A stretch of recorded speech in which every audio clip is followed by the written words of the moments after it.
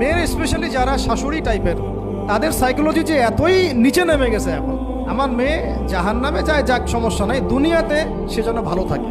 একটা সুদখোরের ঘরে তুলে দিতে সে দ্বিধাবোধ করতেছে না, একটা দুর্নীতিবাজের ঘরে তুলে দিতে দ্বিধাবোধ করতেছে না, ঘুষখোরের ঘরে তুলতে দ্বিধাবোধ করতেছে না, মাদকসেবী, ড্রাগ এডিক্টেড, আর কি বলবো, ফাসেক, জালেম, এই ধরনের ঘরে উঠাই দিতেও সে দ্বিধাবোধ করছে না। পাঁচতলা বাড়ি চাই আমার মেয়ে, পাঁচতলা বাড়িতে গিয়ে সুখে থাকবে। এই যে সুখের ডেফিনেশন এখানে দিয়েছেন আপনারা। এই জন্য কত হাজার হাজার মেয়ের জীবন নষ্ট করে দিয়েছেন আপনারা।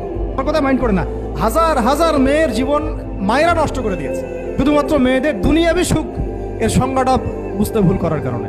এর নাম যদি সুখী হইতো তাহলে অমুসলিমরা সুখী না কেন, পশ্চিমারা সুখী না কেন, ওরা আত্মহত্যা করে কেন? এভাবে মেয়েদের জীবন নষ্ট করেছে। অথচ অল্প যদি হালাল রিজিকও হতো, আল্লাহ পাক তাকে বরকত দিতেন, সুখে থাকতো। আল্লাহ পাক আপনাদেরকে রিজিকের মূল্য বোঝার, তাজিম করার তৌফিক দান করেন, আমিন।